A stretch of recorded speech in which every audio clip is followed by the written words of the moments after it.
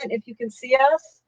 I know there's always a little delay, so we won't get into anything exciting until we're seeing people pop up here. I am here with my good friend Miguel, biologist extraordinaire, and we are going to have fun today, right, Miguel? Yeah, I'm excited. And it looks like we're up. Boy, that was fast. We are up and live, so yay! I am loving these, Miguel, because I get to connect with people, friends, mostly because we've all become friends doing this work. But even though we can't be physically together like we usually are doing events, we can now do it online, right? Yeah, definitely. And we're definitely missing that personal connection with people, but these types of applications and web services really help and really provide a lot of resources to people that just need some interaction. And I'm one of those people. Yeah, exactly. And that's what this P22 presents that, we put together. And thank you, Miguel. I mean, this is why I have the best friends in the world. People just really stepped up really quickly. Oh, sure, let's talk online. But that's what this is about is, these are challenging times for all of us. And, we're not ignoring the fact that this is a scary situation for a lot of people, but hopefully this is a way to connect, talk about things we love, and all of us do love P22 and wildlife. So I'm really happy to chat today. So anyway, for those of you just tuning in, I'm here with Miguel. He works for the Natural History Museum. He's also on the board of the National Wildlife Federation, my organization on the national board. He's coming to us live from LA. Kevin, my brother's saying hello. Abby says thank you guys for this. So yeah, please ask questions as we go through this. We'll try to get to as many as we can. I'm coming from outside Yosemite. Miguel's coming from his home, LA, but you're in Monrovia now. Is that where? Alhambra.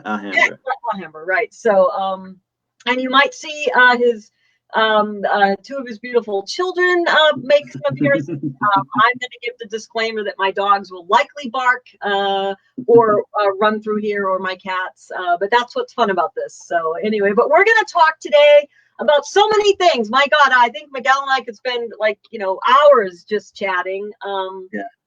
But of course, Miguel was part of a study, and he was the one that saw the first photo of P22. So of course, we'll be talking about our boy. But it is not just mountain lions. Miguel studies a lot of wildlife and does a lot of community engagement around wildlife. He was part of the team that developed the P22 Day concept with us. So thanks, Miguel. But anyway, let's, again, people can ask questions. Joel Schumann says hi, Miguel. Kelly says hello. And Hi, Nature LA, your team says, hey, Miguel, your team is good. Good to know. Listen, I don't want to get to the most exciting part, which is the P22 discovery too soon. But Miguel, I was trying to think of when we first met, and I think it was at the museum. I was writing my book, and of course, had read the story about P22, and we were down in your cafeteria. You had given me a nice tour, and of course, I was just, I think we just became friends. You were just such an awesome guy. But what I loved, what we started talking about, obviously I was interviewing you about P22, but your nature experience, you're from LA, and Miguel has family all over California. Every talk I do, a Miguel family member shows up, and I'm sure plenty of them are watching here, as long as Sherry and Cynthia and Johanna Turner. But you related to me, which I found really profound and moving and powerful, how you had connected to nature, which was very different from my experience growing up a little more in the country and connected to parks. So tell us a little bit about your childhood in LA and how that influenced you. Yeah, definitely. And not only is Griffith Park a big part of my story, but also the Natural History Museum, coincidentally, is part of my story. And I grew up in LA, like you said, and my mom and I moved to the Griffith Park, Los Feliz neighborhood when I was pretty young. And we moved to that neighborhood not because my mom knew about the wildlife and nature that existed there in Griffith Park in that neighborhood. She moved us there because it was a safe neighborhood. and it was close to downtown. And she was working and going to school full time at that moment in her life, and she knew that I had the love for wildlife. So, but because my family didn't know anything about nature or have any interest in science or conservation, at least not yet, she just did what she could to feed that passion. So I have to say that I have to acknowledge that privilege that I had a really supportive mother and family in general. My dad was very supportive. Everybody in my family was just supportive of my really unique interests, which is definitely not shared with any other family members or friends of mine. And so she would take me to the Natural History Museum or the zoo. She went to USC at the time, so she would take me right across the street during her study breaks to the Natural History Museum.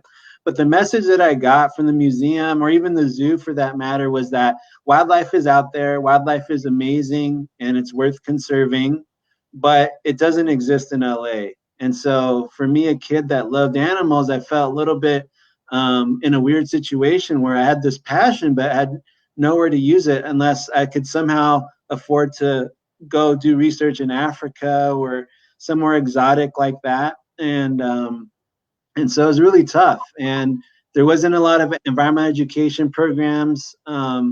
Community science wasn't a big thing at that time. Treating your backyard or your neighborhood as an ecosystem, as a habitat, wasn't really a big concept back then. And so people thought just nature just didn't exist at all in cities, and especially places like LA. And so that was a really tough situation to grow up in. And so that really fueled my passion to not only do research. I'm really proud to be a scientist and represent the Latino community and the sciences, but also I'm really passionate about giving people that live in cities, especially people of color, a chance to connect with nature and opportunities that I didn't have as a kid, and using the National Wildlife Federation and the Natural History Museum as platforms for that, to show that not all scientists look the same, like you see in movies or in books. And they're not all men. They're not. And so all that type of stuff needs to be clearer for young kids growing up in very diverse situations. And so that's kind of what I'm up to. And, Miguel, you've helped me. Warren was on, and I know you were reviewing Warren, but that to me has been growth for me as well. I grew up in the traditional view, training for conservation, and you had to go to Yosemite to study it. And, and I did. I've worked in Yellowstone, I worked in Yosemite, but I'm now just as passionate about that, about making sure people connect to nature where they are, and that we respect that we all connect to nature differently. And that's because of working with people like you. And I'm on the board of this great group, Outdoor Afro, but people like Warren. And I'm just as passionate about that now as building a wildlife crossing. I think, I've come to really think that connection to nature and wildlife is a right. And how dare we say that nature in LA is any less valuable than nature in Yosemite? It's a different experience. Right. And I think that was the first meeting, and that discussion made it into my book that, we need to stop placing these value systems on nature. Now, I'm not at all, we still need to put aside places like Yosemite and keep them, pristine, and we need that open space. On the other hand, listen, you get to see a mountain lion in LA, and that mountain lion viewing is no less valuable than seeing it in Yellowstone or Yosemite, right? Yeah. And I will also challenge when I talk to a lot of people in more rural areas. Oh, LA can coexist with wildlife. They don't have to deal with wildlife as much as we do up here. And I'm like, that is just absolutely not true. I see, the average Angeleno deals with coyotes way more than I do up here outside Yosemite. So, Matt, I'm with you. When I was a kid, that connection to nature, being able to hike in our local woods, got me through bad grades and when a boy didn't like me, right? It was that connection to wildlife and nature. And, the kids we work with here, they face challenges I can't even relate to. One school that we both work with, 30% of their parents are undocumented. Those kids go home at night not even knowing if their parents are going to be there, right? And Right. but they connect to nature. You see P22 Day, they write letters to P22. They love the bat study. And to me, again, that is our responsibility as environmentalists to ensure they have that connection for the same reasons we had it. And I think it's up to us, not just educators, but scientists, to go out of their way to make nature accessible and seem relevant to communities of all kinds. And whether it's changing our name from citizen science department to community science department, that's a step in the right direction. Making sure you're asking people in these communities what they care about, what environmental concerns do they care about, before we say, hey, go look for squirrels in your neighborhood for the museum. And when they're actually more interested in cleaning up their local creek or their local neighborhood before they start figuring out what wildlife lives in their neighborhoods. And so I think it's important to be empathetic, especially if you want to do urban wildlife research, because it's a human-dominated landscape and a very diverse community lives within that landscape, and they all have different needs, different perspectives, different backgrounds, different experiences in nature, and so you really have to meet people where they're at, so that you can have a successful conservation program or any type of campaign that's environmentally focused, especially if people of color or inner city communities have historically felt left out of these conversations, and all of a sudden we want them to be part of it. I don't want the message to be that, oh, all of a sudden we're reaching out to these communities because we want to know what wildlife lives in their neighborhood. It's also because we care about them and we acknowledge that they deserve to have access to nature education and the benefits that come with that. Exactly. And I think for me, again, learning how to do this work better, again, working with people like you, it's also respecting that their connections are going to, and again, what they need is going to be different than ours. And I think that's one of the things I've really enjoyed working with you on the P22 work, is that we have to respect that, the way we connect, it's not about us telling how you should connect to P22 or bats, or it's about respecting how people connect. Like, again, I point to Warren, who we had on earlier in the week. I didn't know anything about hip hop, right? When he first talked about writing a song, but I didn't need to. It's about, making sure his voice is heard as well. And others, whether you're someone who connects to P22 through hip hop, or, the little boy who thinks P22 is a superhero, or the person who wants to make a beer, P22 is an art, right? And I know that you're seeing that, and you see that, more so, the museum, you're seeing kids come in and bring their own sort of interpretations of wildlife, right? And what wildlife should be. Yeah, I mean, I definitely want to give a shout out to that effort that you made in Watts and Warren's efforts, because that Wildlife to Watts program was probably the most rewarding program I've done the past year, and because it's opportunity to reach new communities, but also a learning opportunity for us to figure out what matters to these communities, how we can connect better, how can we be better partners with them and not just do one and done events, how can we build relationships with them and learn from people that live in those communities, instead of assuming what works and what doesn't work. And I had the opportunity of having conversations about bats, and it was really most validating experience I've had when having a conversation with a family that I was talking about P22, and I was talking about all types of urban wildlife that I've had the opportunity to study, and that was interesting to them. But when I said, and then I started talking about bats, and then that got their attention as well. But then I said that I actually documented bats just 2 blocks away at Jordan High School.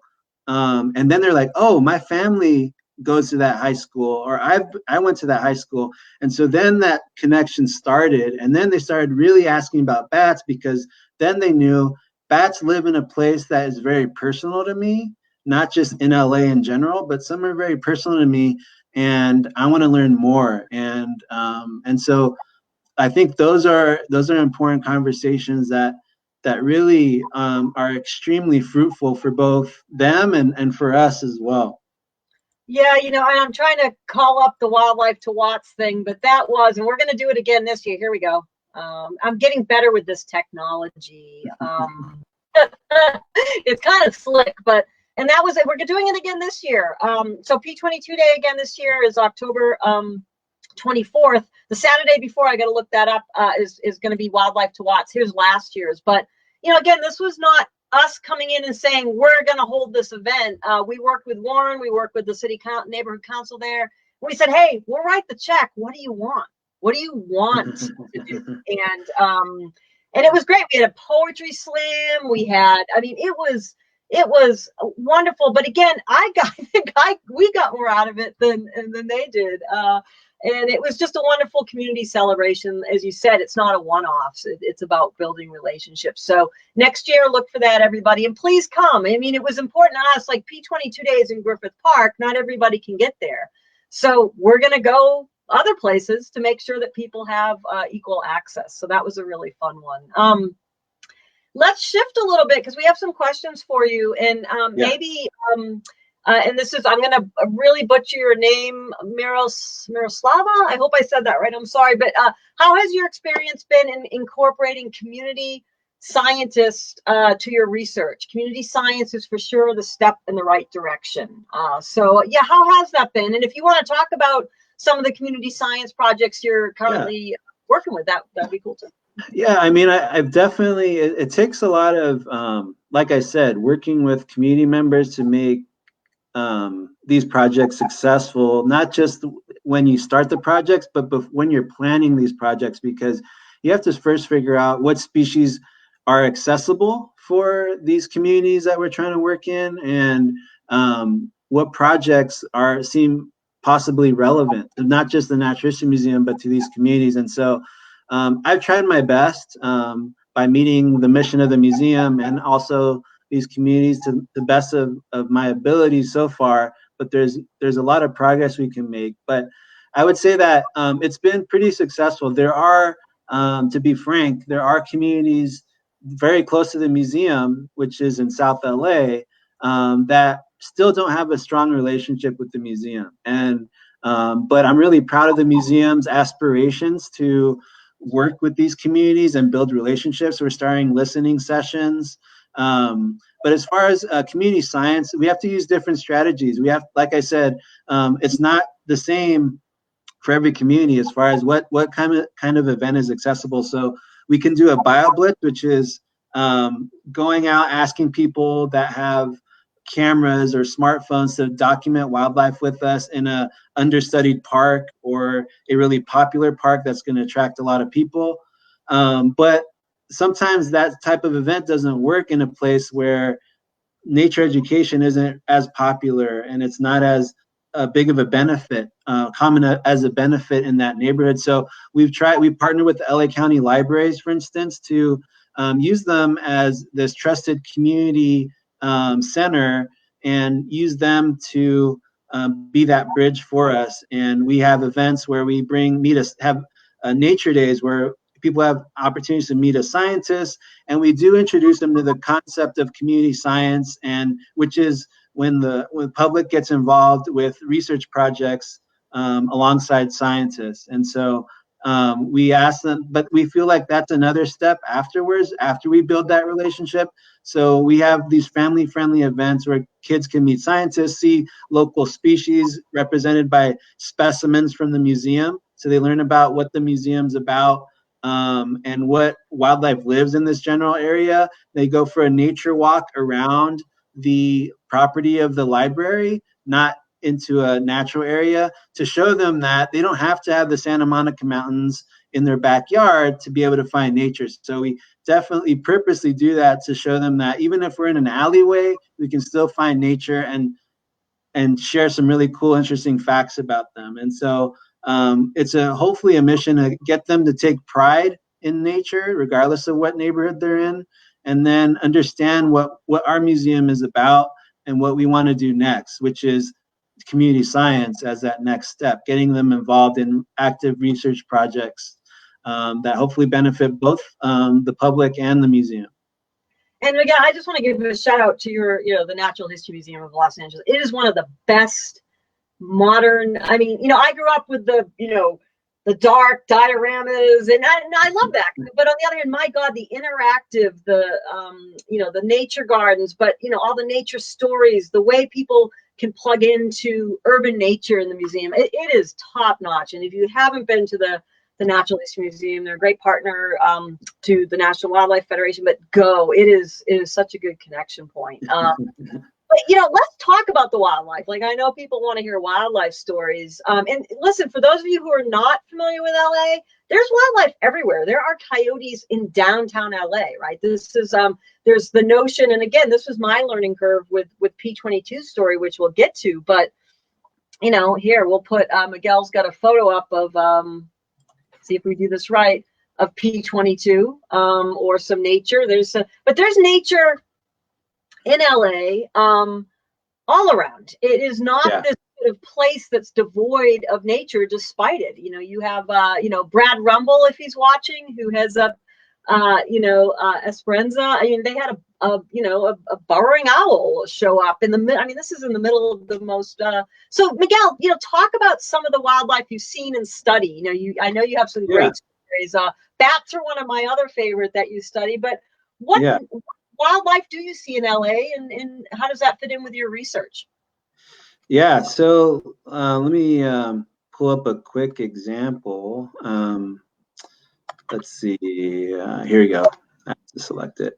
So here's just a quick story that kind of really summarizes kind of what we're trying to do at the museum. And because I have a mammal research background, that's my focus. So for one thing, we have a squirrel project. I don't have any photos of that right now. But that project. Were you trying to share a photo? Were you trying to share a photo? Because it's not coming up. So try it again. Were you trying to share one?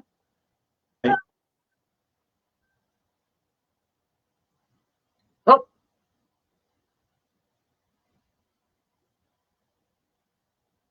I don't know if we're losing Miguel. I'm going to text him and tell him to log in again. Yeah, I'm trying to. Oh, you're coming back a little bit. There we go.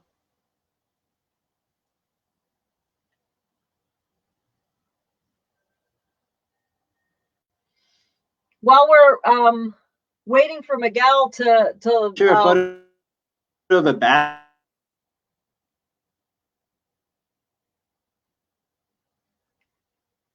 That was just.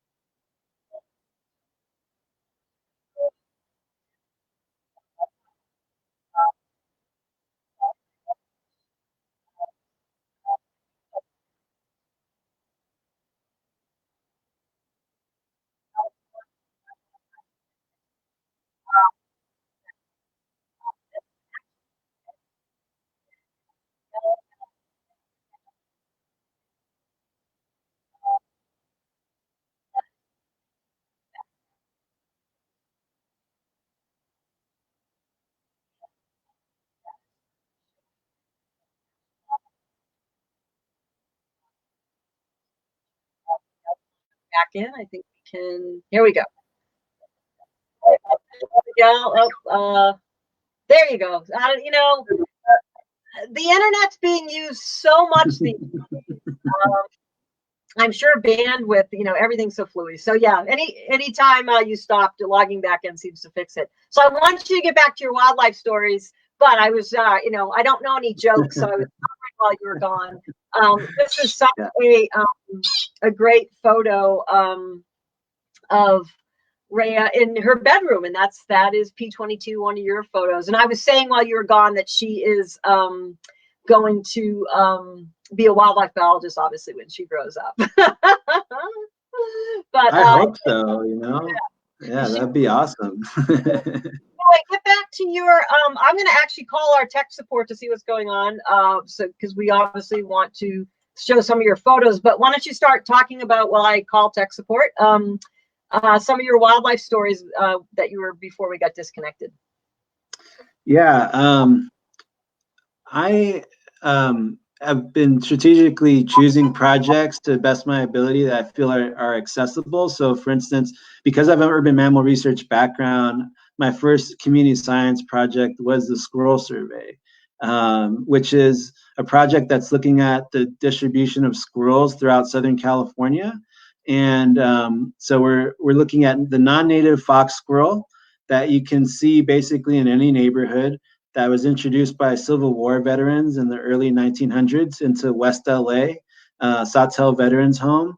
And they were introduced by Civil War veterans that brought them over as pets. Oh, hello? Do you hear me? Oh, no. Okay, I'm going to stop trying to share. This is really bad.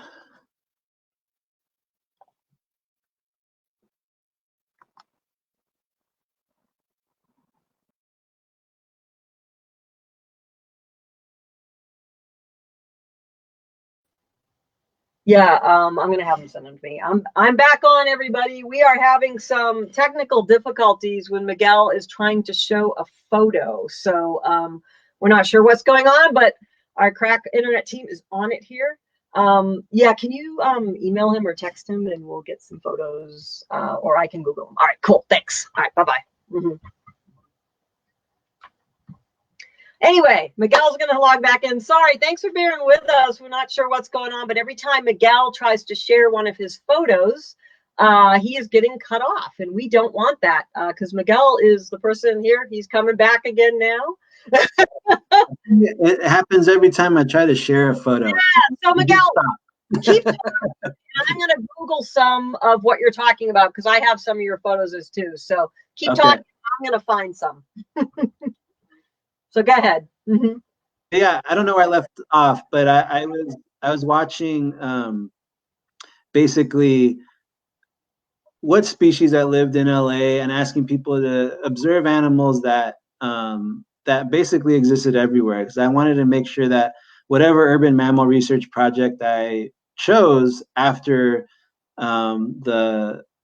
the fortunate discovery of P22 was accessible and allowed people to think about what wildlife lives within small urban spaces. If we can find a mountain lion in the middle of LA in a very popular park, what else is out there? So that discovery really inspired me to look further and deeper into LA's urban core, and community science really takes it to the next level, because it asks people to look within their backyards or neighborhoods for wildlife, not having to go all the way to a big natural area to find wildlife.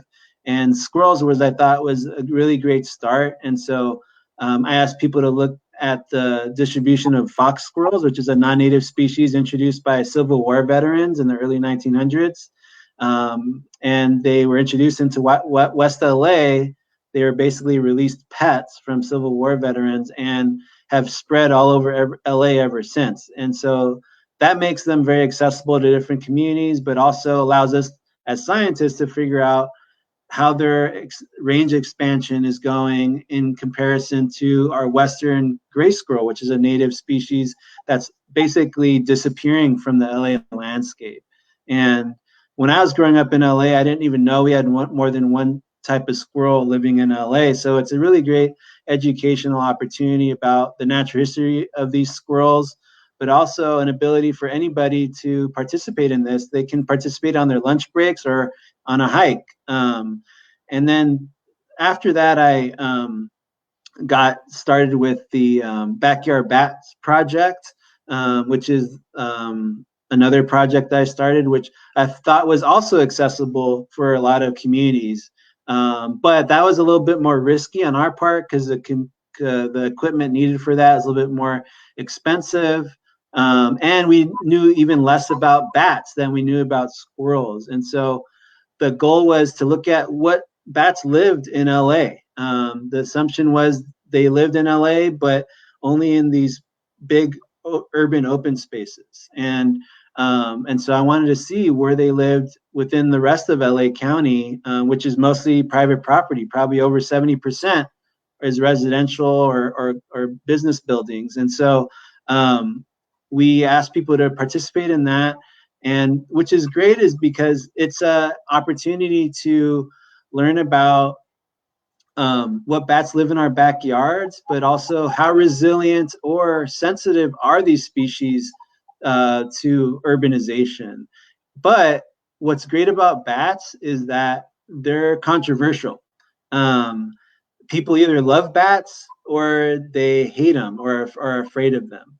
And so the initiative there is to let people have that conversation with us wherever they're starting from. That's fine. If they're afraid of them or angry with bats, we have an opportunity to at least have a conversation, because it really gets a reaction from people, and let them know that vampire bats don't live here. They don't all have rabies. They're very important indicators of ecosystem health. They control mosquito populations, all these great things that a lot of people don't think about. They're basically are stopped at the fact that they're dangerous. They're these flying rats to some people. And so we're trying to eliminate that barrier for people, and letting people know that bats are literally everywhere now. We're discovering every single site. I've studied over 40 sites throughout LA County, backyards mostly, and every single site.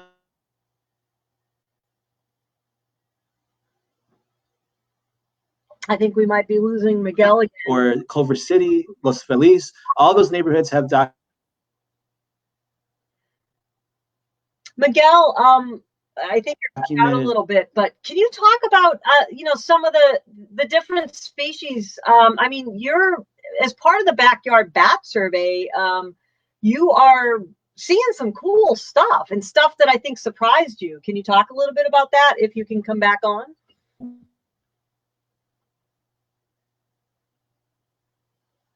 We might have lost Miguel again.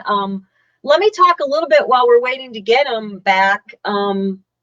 The Western gray squirrel that he mentioned versus the fox squirrel, because I think that's a really another interesting LA story here. And what that is interesting. So the Western gray squirrel is the native squirrel that we have there. And there was a fox squirrel that was introduced, and there's a long story behind that I won't bore you with, although it is kind of fascinating. But they actually drive out the native squirrels. So I know, like, Friends of Griffith Park and Miguel, as part of his work, is really trying to get a handle on where the Western grays are left, and how we can keep that population in check. So again, that's an opportunity for you as community scientists to help, because it's as easy as taking a picture. And I know the Natural History Museum posted in the comments here, and we'll be posting this video, by the way, if you don't catch it live, although you all are if you're hearing this, will be up and available to watch, rewatch, and we'll have in the comments. But and you can see it right now, Nature in LA. There's an opportunity for you to participate in the squirrel survey, to see where, again, our native squirrel is still hanging on, or where the other squirrels have moved in. But it's not just limited to squirrels. I think, as Miguel has been going over, you can help with wildlife in LA. And here we got him back. I was just giving a pitch for your squirrel survey, but also I know that you're doing a painted lady migration survey with the museum now. Yeah. If you see alligator lizards having sex, Greg Pauly wants to know about it. This is a chance for people to all become community scientists. And I think one of the great things about it is there's still some barriers, but most of us do have a phone these days, and it is as easy as taking a photo, And you know, if even if you can't upload it to iNaturalist, they can send it to you or the museum, right? And your team did put the links, which we'll include with the when we post the broadcast where people can watch, to the Squirrel Survey and others. Well, Miguel, I did want to ask you, you know, what are some things you're for me, I'm fascinated by bats, and especially bat work in LA, right? I mean, we don't tend to think of, but what were some surprises? I mean, you were discovering some species you didn't think were there, right? I mean, that's kind of cool. Yeah, I mean, I wish I could have all the 12 species in one photo, but bats, and some of them are sensitive to urbanization, and what makes some sensitive is that some only roost in trees. And as you know, with development, we get rid of a lot of trees, and we don't think about that. And so, and on top of that, even places with trees, we do a lot of tree trimming in times of year where bats are most vulnerable, like when they're having babies and their babies can't fly yet. And so those are things that make some bats more sensitive than others. But there are other bats, like the Mexican free-tailed bat, that has been documented at every single site I've looked at. I've looked at over 40 backyards to date, and every single location has detected the Mexican free-tailed bat, whether it's Watts or Pasadena or the Los Feliz neighborhood. And it's really eye-opening for people because people have lived in some of these houses for over 30 years and basically asked me to do it. I mean, offered their property to me as a challenge because they were confident that I would not find a bat. And now this is the third year doing it. I'm almost confident. I mean, 100% confident I'll find a bat anywhere I look or leave a detector out. And so it's a really great opportunity to have that conversation with people, blow their mind about bats, and basically correct some misconceptions that they might have in a friendly way, of course. And that's a Mexican free-tailed bat, if I got it right. Yeah, so that's one of the headshots. Yeah. So that's just one of the species, but there's the western red bat, and the hoary bat that we found at the Natural History Museum. Even do we have a guest? Do we have a guest coming? You want to say hi real quick, Rhea?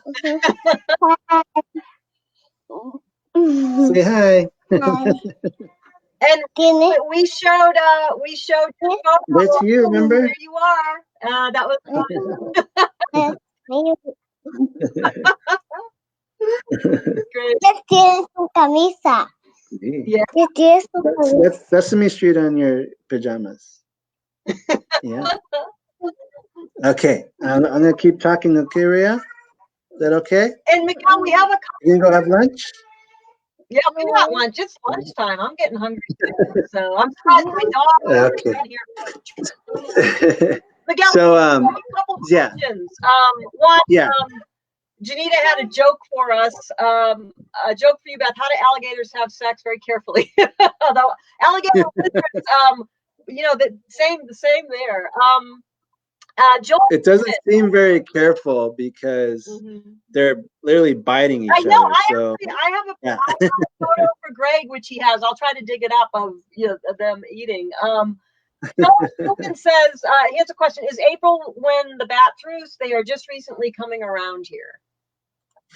Yeah, it obviously varies from year to year. It's basically when it's warmer, and sometimes April is warmer. Sometimes some years more so than others. But yeah, it's starting to warm up, but I would say like a little bit later, it'll be more consistent activity. But because it's been so warm for the past few days out here in Southern California, it's a good time to look for bats around dusk, and when the sun's going down, just to see where they're flying. And that's exactly kind of the next step of our research, which is to figure out where they are roosting, because white nose syndrome is in California now, in Northern California, and we want to be prepared. And this disease affects hibernating bats more so than any other bats, but we don't know anything about the hibernating behavior of bats here in LA. And so the first step is to see where they're roosting, and then are they hibernating, how vulnerable they are, so that we can make appropriate management decisions when and if white nose syndrome does reach Southern California. But first, we're just trying to figure out what bats are here, which is a huge first step, and we wouldn't be able to do it without the community. And that's where, like, that's what I love about community science is, you know, I love going on iNaturalist, and I definitely get like really into it. And I love when I put up a sighting that's never been in my community before, and that scientists are using it to trace things. I'm going to go again, the alligator lizard. So here is my contribution to science. This is alligator lizards. Again, this is still a family-friendly show here, but alligator lizards mating in my yard up near Yosemite. And again, submitted this to Greg, and indeed, this was a little early for it to be happening up here. So it was, you know, kind of a scientific a data point for scientists that all I had to do was take a photo. You have another question here, Miguel, from Allie. These bats don't live in colonies, and I don't even know this. Do all bats live in colonies, or do some of them solo, or? Yeah, some are solitary bats. So that's a really good question. But yes, a lot of them do live in colonies, or only have colonies when for maternity for females, or they're sometimes sex specific, and so yeah, so it does vary for sure. And like a lot of people assume they all live in caves. That's of course not the case in places like LA. They likely, a lot of them live in trees like our palms or our sycamores, also under underpasses and warehouses that are vacated, and a lot of just small dark crevices that you find in random locations that feel safe and dark enough for them during the day that protect them from predators and us. And then they come out at night to feed on insects. Cool. That's another common question. All the bats that live in LA only eat insects. There's a Mexican long-nosed bat in Orange County that is a nectar feeding bat, but as far as LA County, we do not have any bats that feed on anything else but insects. Yeah. So no vampire bats. No vampire bats. And they, you know, again, they're, you know, I think that bats do tend to get demonized. The risk of rabies is very, very low.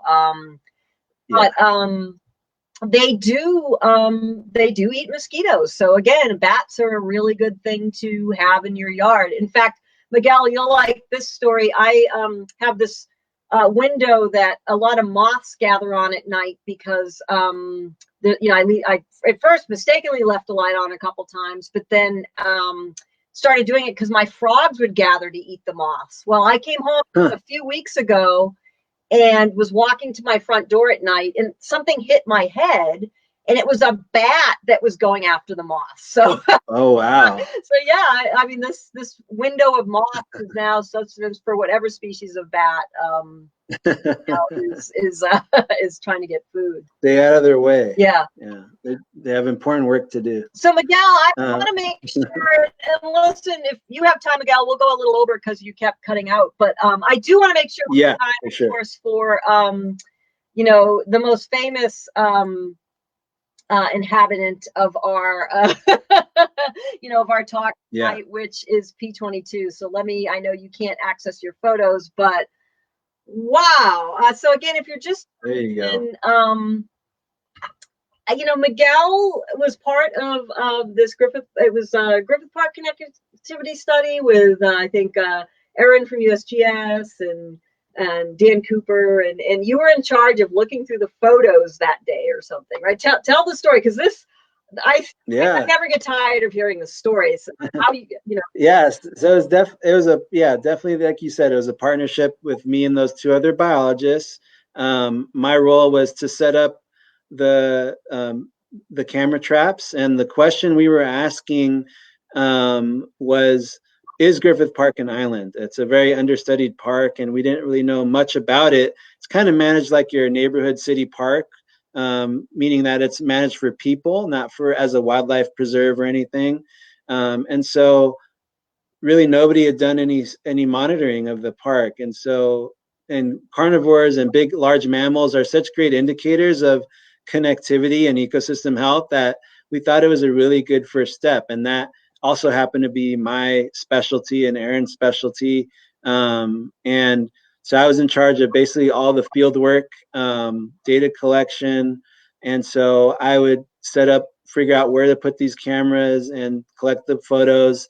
And I got photos finally after a few months of deer crossing out of Griffith Park. Oh, I have. I can find that. Yeah, I think you might have that one, but then and then we thought, like, we're getting a lot of information. We're getting the information what we want. Griffith Park isn't an island, even though there are only a few connection points.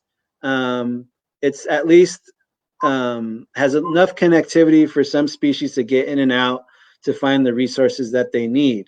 So yeah, this is one of the first great photos that we got to really prove that Griffith Park was connected to the rest of the Santa Monica Mountains. And then shortly after, you see the photo there on your left is the very first photo of a mountain lion to be ever photographed in Griffith Park or documented in Griffith Park.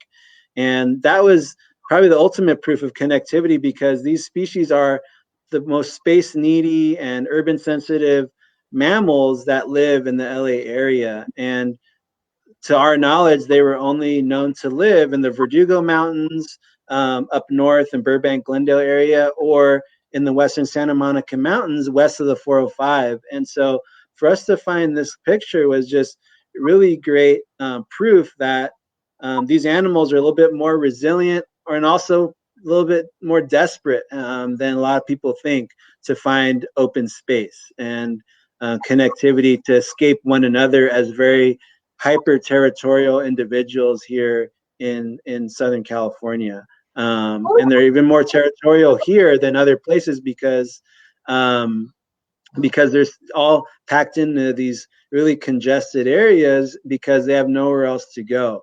And in normal situations, they like to be further apart from each other, especially males. What was it like, though, Miguel? I mean, you've described this. Yeah. Describe it to the audience, and you're right. I mean, I think there's so much to unpack about P22. Yeah, and I think Seth and Jeff will get into all this next, and so I'll just focus on the discovery itself. It was like finding Bigfoot or something, or La Chupacabra for the very first time, because Bigfoot. It was like it was something that was a local urban myth. And so I say that a lot, but it's exactly true. I can't find any other term to describe it better. It's like a situation of cryptozoology where this mythical creature that people talk about, send bogus photos of on a regular basis to you, and all of a sudden there's a real thing in front of your computer screen. And when I found that, I was fumbling for my phone immediately after kind of looking at it multiple times and trying to call somebody to let people know. Couldn't find my phone, ran 2 blocks barefoot to my car to get my phone and call my colleagues. They didn't pick up right away. I left some frantic messages and then called my wife, and she was kind of in disbelief, but didn't really understand what I was talking about because I was talking so fast.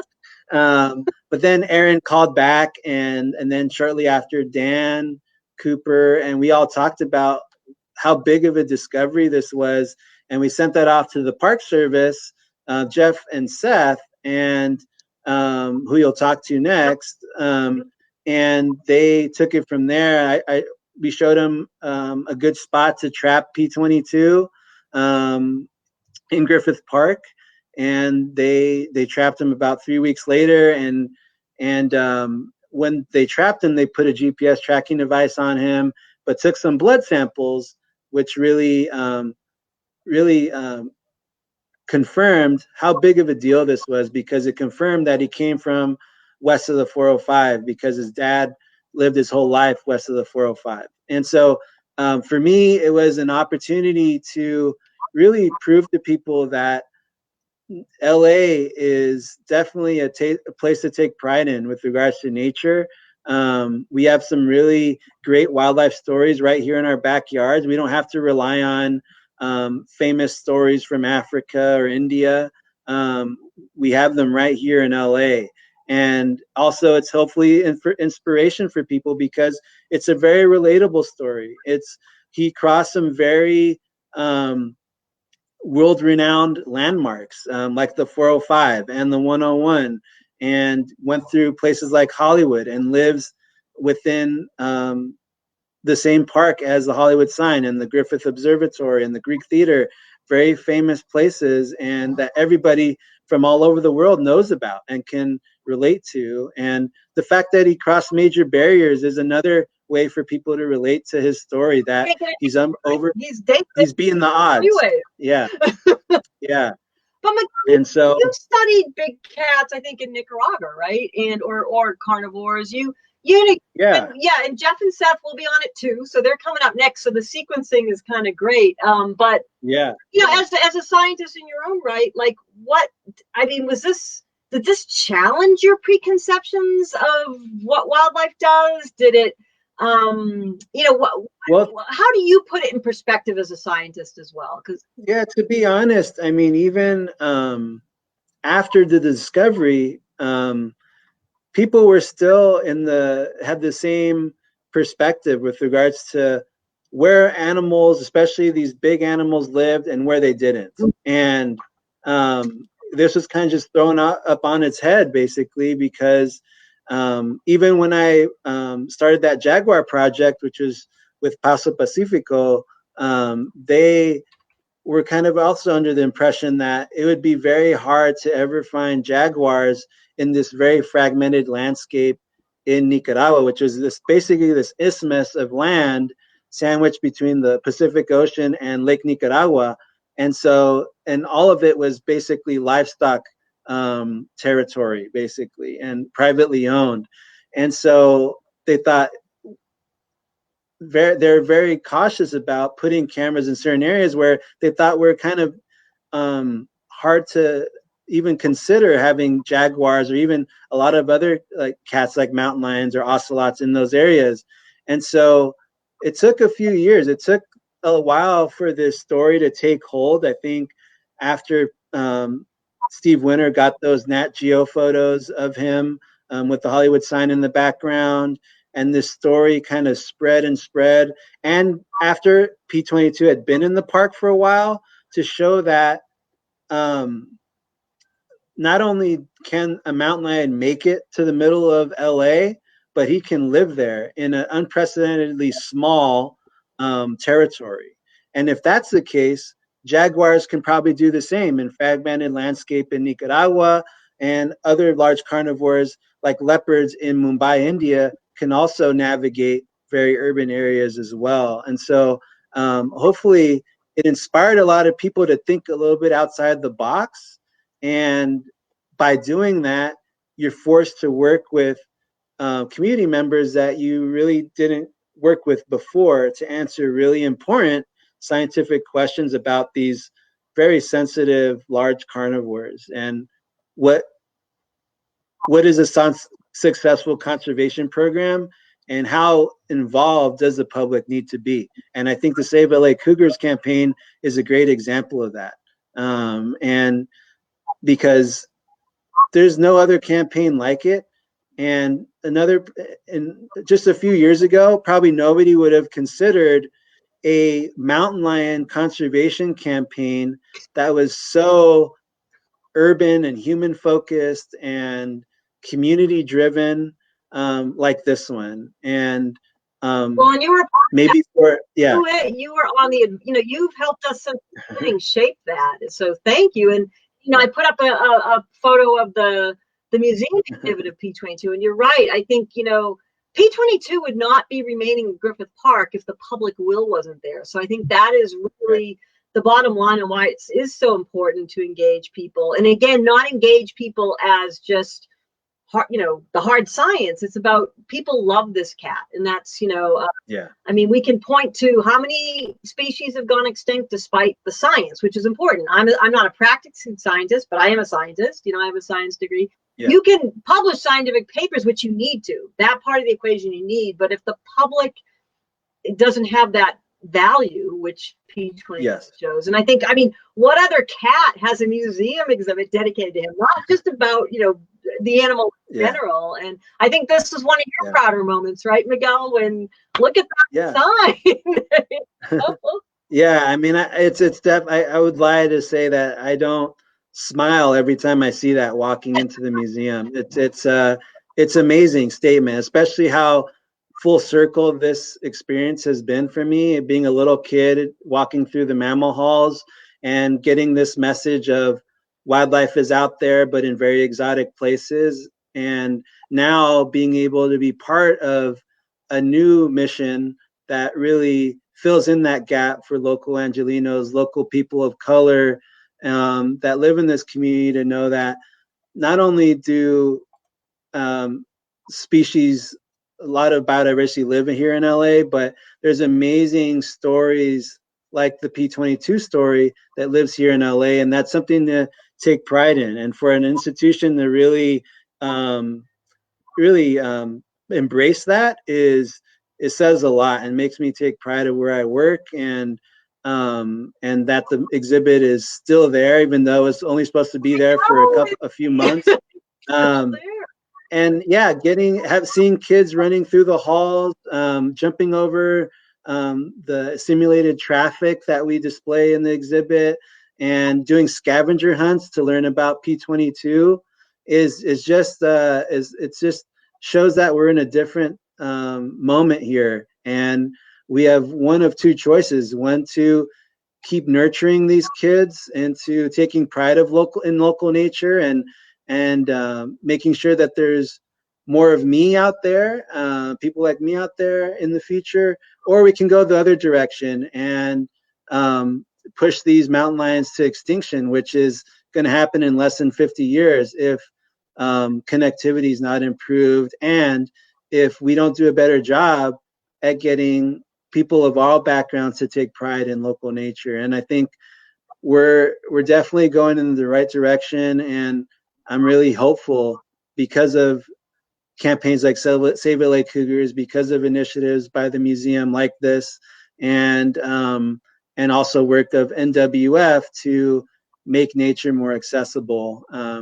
And so I feel like this is a great. What's exciting as well is to also not only be able to see children go through these exhibits that I have the opportunity to talk to, the privilege to talk to and interact with, and hopefully inspire from time to time, but also raising my own daughter and son, and seeing basically their different trajectory that they're going through right now, even at such an early age, of looking for painted ladies in their neighborhood during a migration, and looking for insects in their neighborhood, and understanding what a bat is, that bats live in LA, that bobcats are an animal. I didn't know deer lived in LA. I didn't know bobcats lived in LA.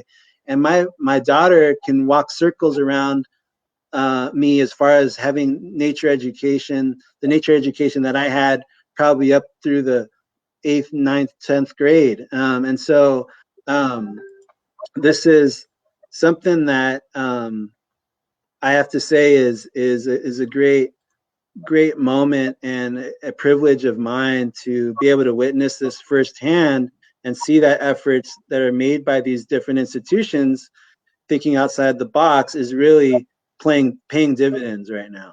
Well, Miguel, these, in real time. I've been with you a lot. These kids see you as a role model. You are there in the schools. Here you are at Esperanza Elementary School, and I know you work a lot in the schools. So I think that it's working. I mean, these kids, as you know, like at P22 Day, they know P22. We don't have to worry about them. They know not just P22, but P56 and P30. They know mountain lions and are connected to their native wildlife in a way that is core. And I think, again, it has a lot to do with your outreach and how the Natural History Museum connects as well. So it's pretty awesome stuff. We do have some questions. So let me let me get to them first. Somebody asked, and I think this is a good one, and I did pull up who is P22's dad and mom, and I do have a photo. We don't know his mother. She was unknown, but if I can, let's see, I have a photo of his dad here somewhere. And then here it is. If I can call it up. And then, let's see. This is P1. P1 was P22's dad. P1 was he has some good story. He I think we kind of call him the serial killer of mountain lions. He took out a couple of his own mates, if I remember correctly. So he was not the chill. I don't know where P22 must have got it from his mom, who was unknown. He's not the chill mountain lion. Yeah, he is. Yeah, I'm sure Jeff and Seth can explain this best, but I know that he killed a lot of competitors. He killed his own mates. He participated in a lot of incest, killed his own offspring. So he basically checked off all the boxes, basically, as far as a villain in a soap opera. So another question somebody had: do bobcats and cougars compete for the same territory, or are they cool? And I think we both in a mountain lion will eat a bobcat, right? Mm-hmm. Yeah, I mean, I don't. To my knowledge, it hasn't been documented yet in the Santa Monica Mountains, but it does happen in California.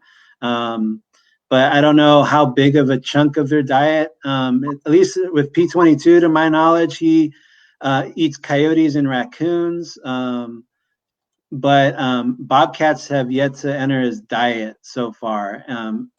And like all mountain lions, about over 80% of his diet is deer, mule deer. But yeah, bobcats and mountain lions overlap. I have cameras in Griffith Park that I've had for many, many years in areas where P22 frequents, and I get bobcats there all the time. So they use the same areas, but they just avoid each other as best they can. Cool. I wanted to, or more so probably bobcats. I want to talk about before we close. We got a few more minutes. Sure. The P22 hike, because you were so again, we really, when we talk about the Save LA Cougars campaign, but not the campaign, the real work. Obviously, our main goal is to build the crossing so these cats don't go extinct. But just as important is connecting people. And of course, we've talked about the festival and a lot of the activities. But Miguel has been there since the beginning, and it really helps shape that. And as you know, one of the things we do is retrace P22's footsteps from likely footsteps from the the sort of central Santa Monica Mountains to Griffith Park. And Miguel, you were one of the few who's done the whole hike with me, and the first year. And there's a photo you can see of us at 6, and I think it was like 5 in the morning with Jerry Hans. I think Jason Goldman's in there too, but a lot of people meeting at the overlook, the Hollywood Bowl overlook, for the final day into Griffith Park. And then the other photo you're seeing is a horned lizard, which on part of our hike, I think we were in Topanga State Park. I don't even know where we were. Miguel somehow was able to see a horned lizard. But can you just talk? I mean, for me, I think we talked about this, but I'd love to have you relate people. I mean, we knew P22's route. We've driven it. You and I hike a lot, but to actually do that whole route and look through an animal's eyes, that was something, wasn't it? Yeah, definitely. It was a really great opportunity to really see LA through the desperate eyes of a mountain lion within the context of LA, in an area that has really poor habitat connectivity. And to see all the barriers firsthand that he must have had to deal with at some point in his journey was extremely eye-opening. You can look on Google Maps or Google Earth and see that to some extent, but walking it and seeing all the twists and turns of Mulholland Drive, that was probably the toughest part for me to see, and for me to to see him get through successfully. But he obviously has a very unique story, and there's a reason why he's probably the only one that has done it.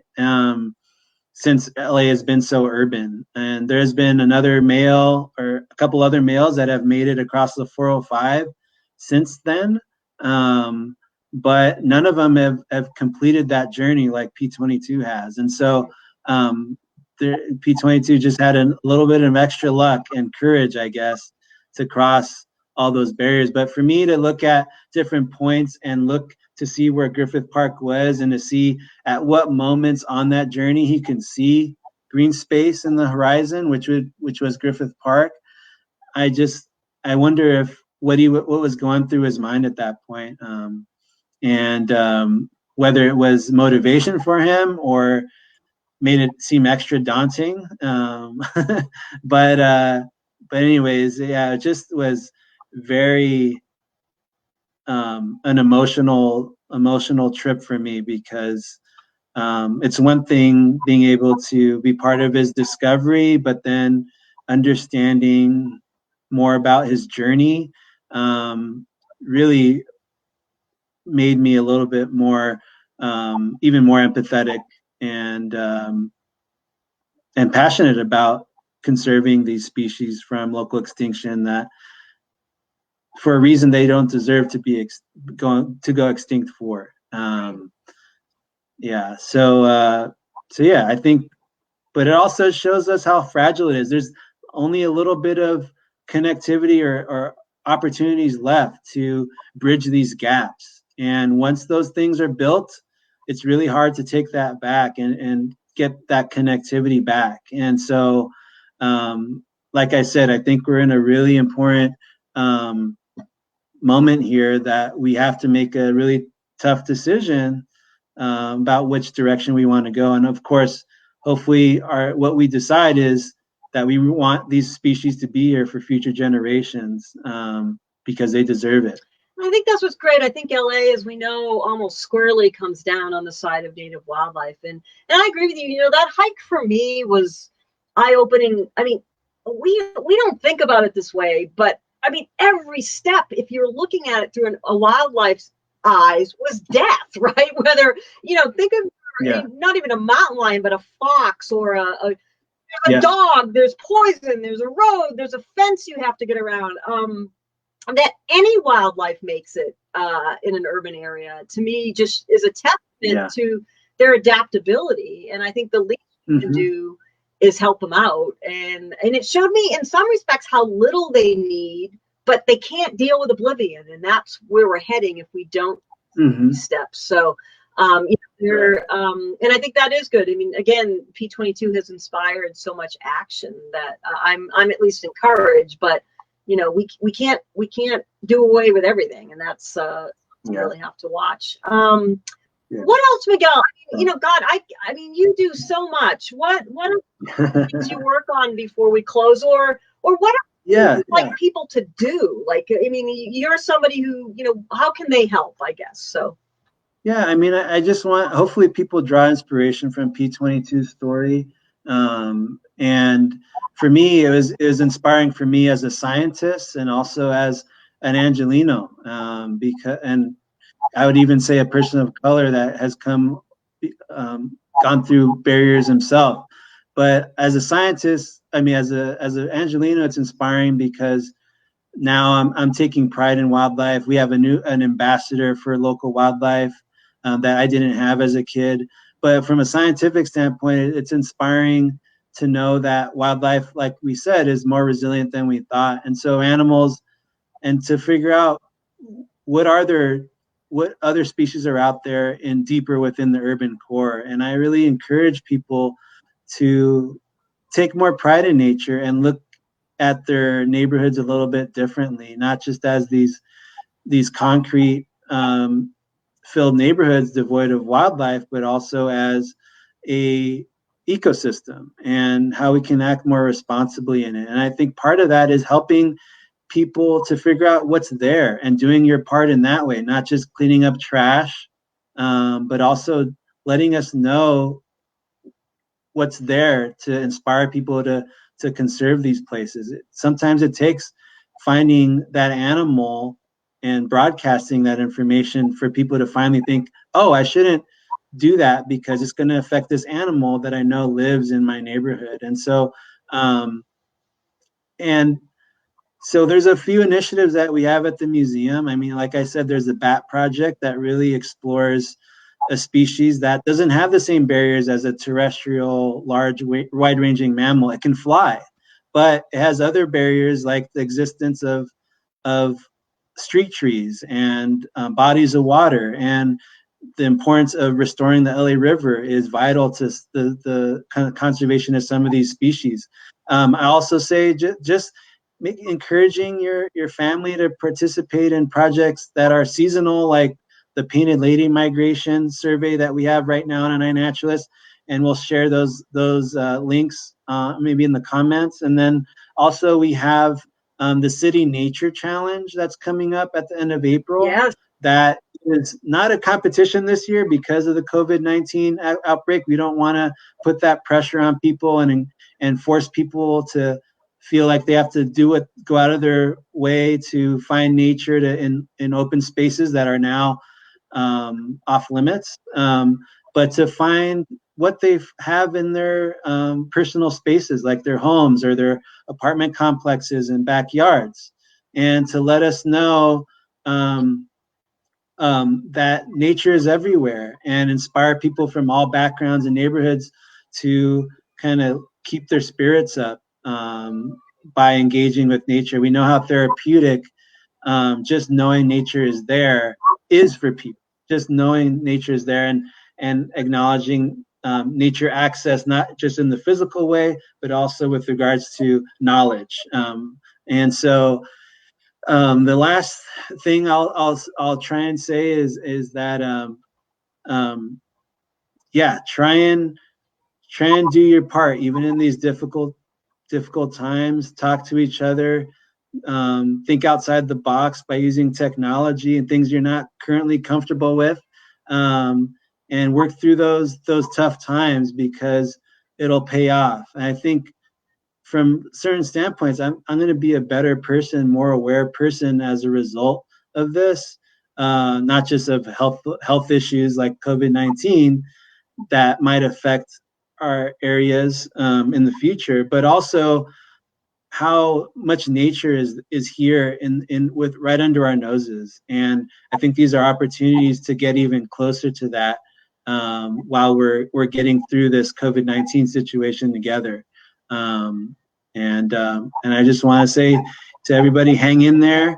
I know everybody has the urge to go to places, community gathering places for different reasons. Either it's to go to church, or to go see your cousin or your relative. We're social beings, but do it for the better good of the public. There's a lot of sick people out there that can't afford to get sick, especially with this really dangerous disease. So anyway, thank you, and hopefully check out Nhm Connects. It's a resource we have at NHM that has curriculum for people that are looking to fill in some gaps in elementary curriculum and middle school curriculum for their children during this difficult time. There's videos that are interviews of scientists, information about what museums do, and just really cool stories and ways you can participate in community science and make a difference while you're stuck at home. So I'll leave it with that. And I'm happy to answer more questions offline. And say hi to your grandma. Yeah. Your grandma's tuned in. I knew there would be a relative, Miguel. Nice. Miguel, I can't thank you enough. I mean, and you're right. My friend Rue Mapp said nature never closes. And I can't tell you how many people I'm either hearing from, or if you look on Twitter, I just, this urban couple built a little picnic table for their squirrel, right? I mean, people are using nature, whether it just, even if you live in an apartment, you can still see birds or the sky, right? I think nature has become such an important connecting point for all of us, some who never would have perhaps before. So I agree with you.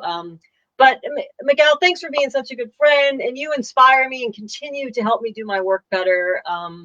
And thanks for saying yes when I asked if you'd serve on the National Wildlife Federation board.